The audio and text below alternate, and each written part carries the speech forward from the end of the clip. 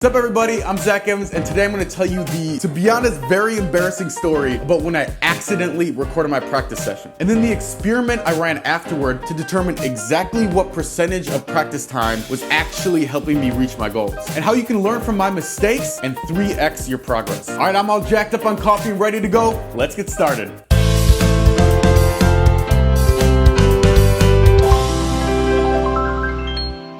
Alright, so here's the story. Basically, I have another YouTube channel where I've recorded over 100 piano videos, cover stuff like that. One day I'm sitting there, I'm recording in my practice room, and after I'm done recording my song, I accidentally leave the camera running and I do an entire hour-long practice session working on one of my classical pieces, for college. I go over and I see my camera is still on, it's still recording. So now I think, this is interesting.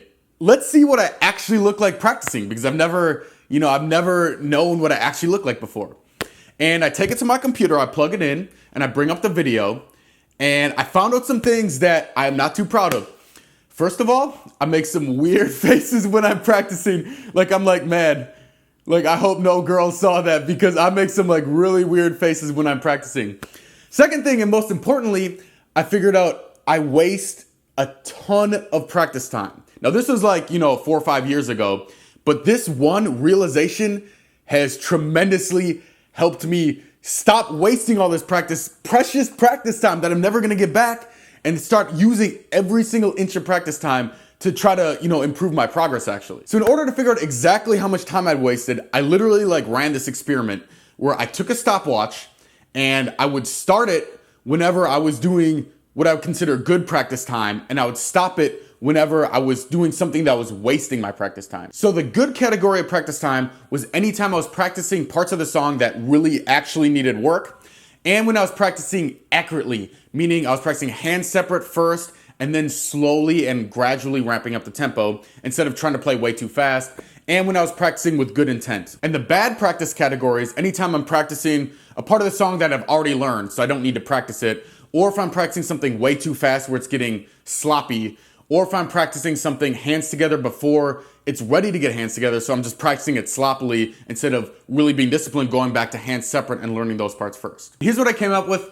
Honestly, these results shocked me when I actually looked at them. It was a 56-minute practice session. I had 19 minutes, that's it, 19 minutes of efficient practice time, and the other 37 minutes was bad practice time. That's freaking crazy. That means literally 66% of my practice time, 2/3 of my practice time was wasted. And guess what? The worst part of it was I remember walking out of that practice session thinking, oh yeah, that was a good practice session. I got a lot accomplished. I was very efficient. But looking back on it, I'm like, what if all my practice sessions up until this point have been that bad? Which they probably were, because I didn't even know that I was practicing that inefficiently. I could have literally 3x my piano progress up until that point. It kind of made me mad, because I was like, man, if I had known this earlier and I was always practicing at maximum efficiency, I could be 3 times as good at piano as I am now. But at the same time, I was happy because I'm like, man, now I can practice the same amount and just get 3 times results going on in the future. So it's kind of low-hanging fruit. All right, so before I tell you exactly how I fixed the problem and solved it, I want to tell you the biggest time wasters when I practice, because it's a good chance you're doing a lot of the same things.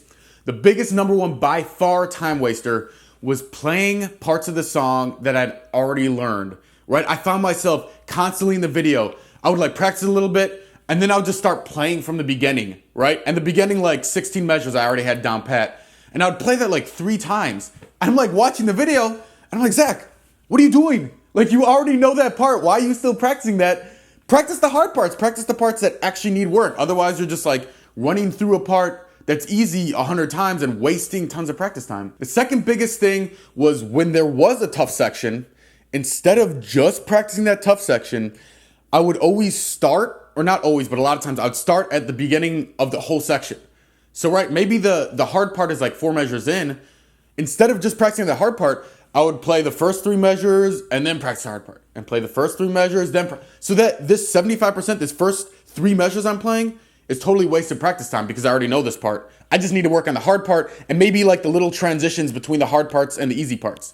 But I wasted a lot of time always starting from the beginning of the section instead of just starting and narrowing and laser focusing in on the part that needed work. And the third biggest time waster was playing way too fast when the section wasn't ready for it. Now, I've always had a thing for speed. I don't know why. Everything just sounds so much cooler to me when it's faster. So I tend in my practice sessions start to play too fast during sections of the song. And what happens is I would make like these sloppy mistakes. And what you realize, if you're, any good piano player will tell you, every time you make these repeated mistakes when you're playing sloppy, you're literally getting worse at your song. Like, you're not even plateauing, you're getting worse. So every time I'd make these mistakes, it's like my progress would go down. So it's like a double negative, because one, I'm not using that same practice time to go up, but at the same time, I'm actually getting worse at piano. So it's really important for me to keep slow practice and make sure everything is accurate before I move up the tempo. All right, now let me tell you the most disconcerting part of this all. Remember I said I walked out of my practice room, I thought I had a good practice session. I watched this video, I was like, okay, obviously I'm not good at practicing, I need some work. My first thought was just, okay, now I'm gonna really focus. I'm just gonna really do it. And I went to my practice session. First practice session after that was pretty good, but within a week, I was already back to my old habits. And I would catch myself constantly in practicing. And I'd start practicing, and then I'd catch myself and be like, man, the last 10 minutes, I was just running through easy parts of the song. So the problem is, you can't focus on practicing while you're focusing on learning your song. You can't do both at the same time. So what you have to do is set up protocols to make sure that no matter what happens, you automatically stay in this state of practicing efficiently and practicing the right way. So the way to do this is you have to account for every minute of your practice time. Now, this works in any field. If you ask people who try to lose weight, there's been so many studies that have shown if all you do is just write down, account for everything you eat, you just write down everything you eat during the day, people lose weight because now they're conscious of it. Same thing with money. If you track every single thing you spend, you will start to save more money because you see where all those expenses are going. Same thing happens with piano practice. If we can preemptively decide how each minute of practice is going to be used, that's how you stay motivated on track. So that's basically what my goal setting and song mapping system uses. You go in there and you say, okay, first 15 minutes, I'm working on scales. What am I doing? First 5 minutes, I'm running through the rhythm strategy. It's very specific. You say, I'm going to run 4 times each rhythm, left hand. Then I'm going to run 4 times each rhythm, right hand. That's going to account for the first 5 minutes. Next 5 minutes, I'm going to use the metronome ramp up. So I'm going to start very slow. I'm going to put my metronome at 60 beats per minute, right? Very specific. And that's basically how it works throughout your entire practice session. You do this before you practice. You set your goal and you set exactly how you're going to achieve it.